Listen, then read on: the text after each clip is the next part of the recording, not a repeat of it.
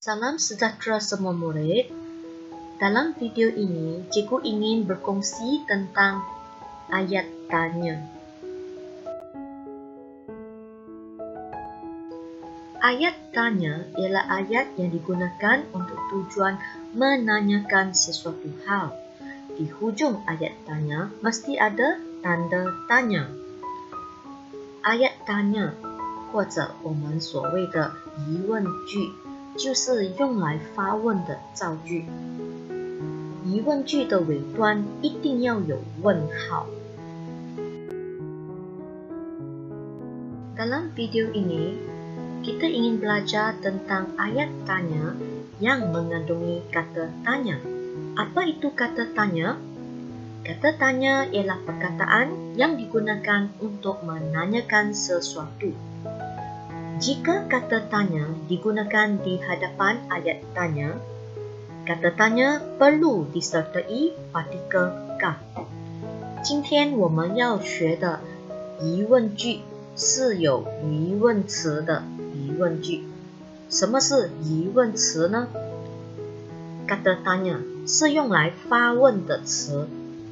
当疑问词用在疑问句的前端，我们一定要加 ka.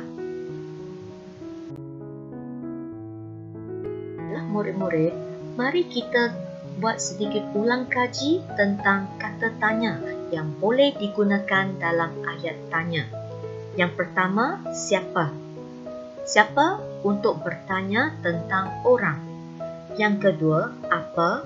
Apa untuk bertanya tentang benda, perkara, hal, binatang, tumbuhan. Yang ketiga, mana? Biasanya di manakah ataupun ke manakah. Mana digunakan untuk bertanya tentang tempat. Yang keempat, bagaimana? Untuk bertanya tentang cara atau keadaan. Yang kelima, bila? Untuk bertanya tentang masa atau tempoh masa. Yang keenam, berapa?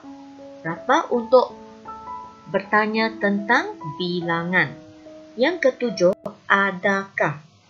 Adakah biasanya untuk bertanya sama ada setuju atau tidak. Dan yang ke-8, mengapa? Untuk bertanya tentang sebab. 同学们，让我们来做一点小复习有关疑问词和它的功用。第一就是 siapa。 siapa 就是谁，谁就是来问有关人的。第二 apa。 apa 是什么，什么就是来问东西、事物、动物或植物。第三 mana 是指哪里，哪里是问地方。第四 bagaimana 是怎么样，是问方法或者情况。第五 bila 几时，几时是问时间。第六 berapa 是多少，多少就是问数量。第七 adakah 是不是，是不是就是来问同意或者不同意。和最后第八个 mengapa 为什么，为什么是问原因。Murid-murid, mari kita lihat teknik menjawab soalan ayat tanya. Yang pertama, baca dan fahamkan arahan soalan. Yang kedua, baca soalan. Yang ketiga, daripada soalan tersebut, murid-murid kena pasti frasa yang berhuruf condong. Dan yang terakhir, murid-murid membina ayat tanya berdasarkan frasa yang berhuruf condong tersebut. 同学们，这个就是回答 ayat tanya 的技巧。第一，你们一定要先读和明白题目指示。第二，读题目。第三，读题目过后，你就要认出题目中指定的短语。指定的短语就是题目中写的那些字体。第四，学生要根据指定的短语来写答案。我们的答案就是疑问句 ayat tanya。Murid-murid, inilah arahan soalan bagi praktis 2. Berdasarkan petikan di bawah, bina 6 ayat tanya yang lengkap dengan menggunakan kata tanya yang betul. Kata tanya yang digunakan hendaklah bersesuaian dengan frasa yang berhuruf condong. Jadi daripada arahan ini sangat jelas ya, kita perlu membina 6 ayat tanya yang lengkap dengan menggunakan kata tanya yang sesuai. Dan kata tanya yang sesuai di sini haruslah bersesuaian dengan frasa yang berhuruf condong. Ya, di sini frasa yang berhuruf condong cikgu telah warnakan dengan warna merah ya. Dalam soalan tidak ada warna merah, hanya huruf condong sahaja。同学们，这个就是我们的第2个练习的题目指示。从这个题目指示这边，同学们会知道你们需要写6个 ayat tanya， 然后要用正确的 kata tanya。 这个 kata tanya 是要适合这些斜的这些字， frasa yang berhuruf condong， 一定要看懂这个 frasa yang berhuruf condong 是什么意思，来想适合的 kata tanya 疑问词。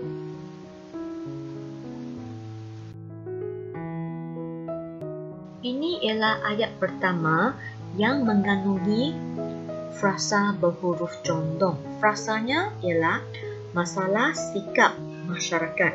Jadi frasa ini berkaitan dengan perkara atau punca. Jadi apabila berkaitan dengan perkara atau punca, kita perlu bertanya tentang apa. Apa? Oleh sebab itu, jawapan yang tepat ialah apakah punca kepada banyak perkara yang menjadi masalah negara. Kita gunakan perkataan punca, kita ambil daripada soalan ya, berpunca daripada. Jadi eloklah kita tanya apakah punca kepada。同学们，这个是第一个造句，有这个frasa yang berhuruf condong。这个字 masalah sikap masyarakat， 它是事物或者原因。所以当我们问起这个事物或原因，我们可以用 apa。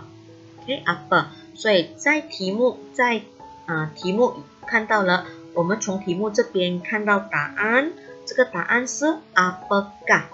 apakah， 然后我们写 apakah punca， 因为这边有berpunca daripada apakah punca kepada banyak perkara yang menjadi masalah negara， 放一个问号。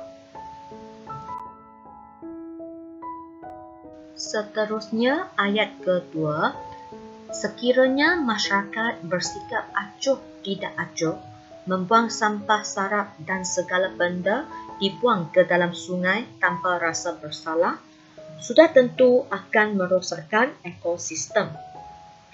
Dalam ayat ini terdapat 2 frasa yang berhuruf condong.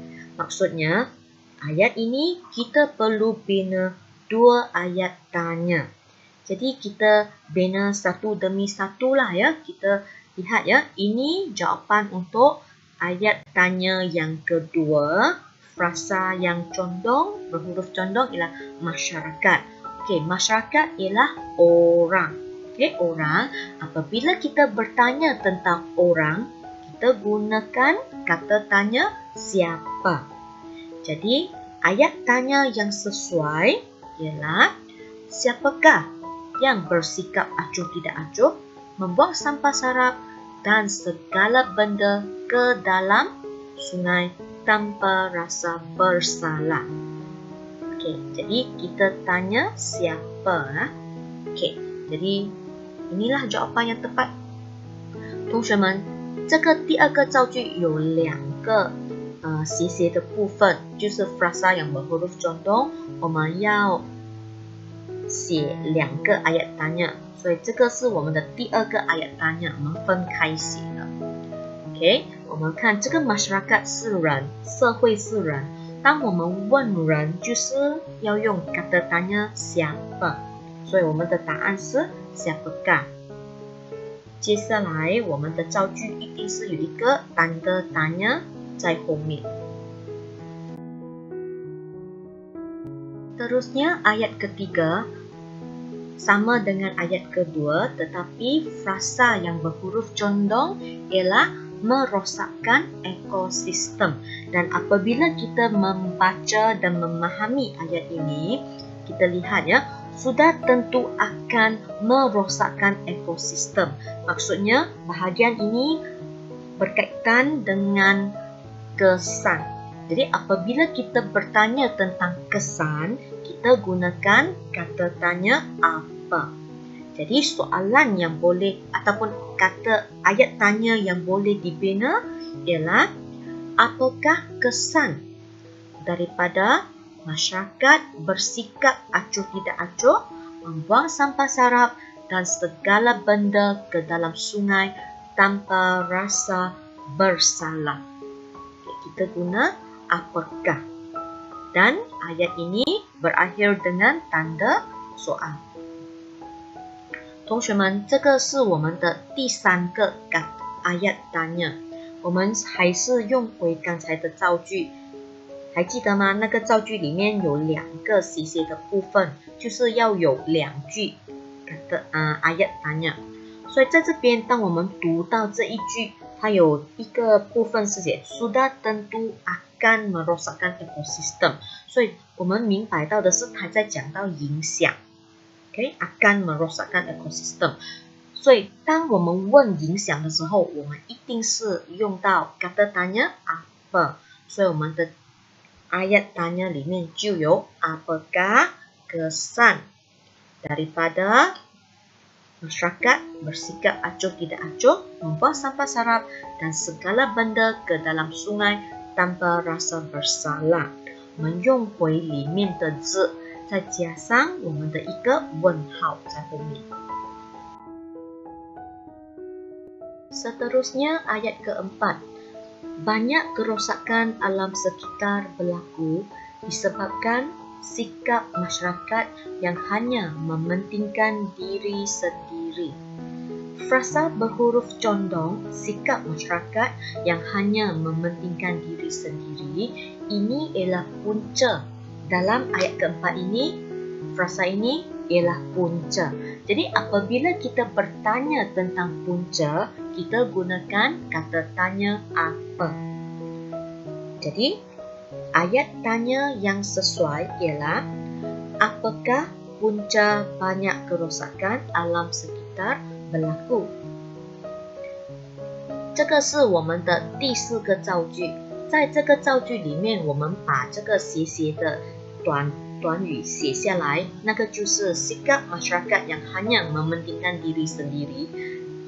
这个短语在这个造句里面，它是讲解原因，所以当我们要写这个 ayat tanya 来问原因的时候，我们一定是用 apa。所以我们的 ayat tanya 就是由 apakah 开始。Ayat kelima, oleh itu pendidikan penjagaan alam sekitar harus diterjemahkan menjadi amalan harian. Dalam ayat ini, frasa berhuruf condong amalan harian merupakan cara. Oleh sebab cara, kita menggunakan kata tanya yang bertanya tentang cara, iaitu kata tanyanya bagaimana. Jadi kita akan dapat ayat tanya begini. Bagaimanakah pendidikan penjagaan alam sekitar harus diterjemahkan. 这个是我们的第5个造句，在这边我们的 huruf ber 我们的这个 frasa berhuruf condong 是 amalan harian。 amalan harian 在这个造句里面是方法，所以我们要想我们要用什么 kata tanya 来问方法，所以方法就是要用 bagaimana。 当然 bagaimana 用在我们的造句里面， bagaimana 在前面，所以我们要加一个 bagaimanakah， 再配上造句里面的字 bagaimanakah pendidikan penjagaan alam sekitar harus diterjemahkan， 加一个问号就对了。 Akhir sekali ayat ke-6. Pihak yang mempunyai kepakaran dalam membuat dokumentari boleh tampil menawarkan diri untuk menerbitkan filem dokumentari tentang kemusnahan alam sekitar. Cikgu telah turunkan frasa yang berhuruf condong. Di sini, murid-murid perhatikannya, pihak yang mempunyai kepakaran dalam membuat dokumentari ini merujuk orang. Jadi, kata tanya yang sesuai untuk bertanya tentang orang ialah siapa.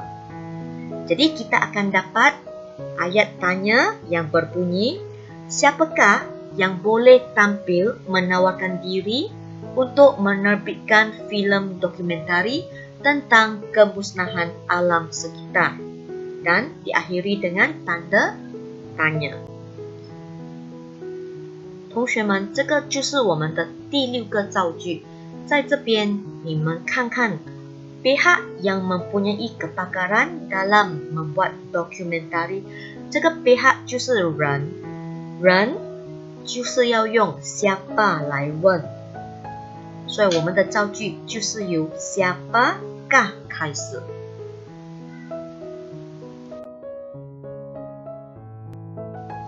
Baiklah murid-murid, perhatikan di sini cikgu telah senaraikan jawapan lengkap bagi 6 ayat tanya.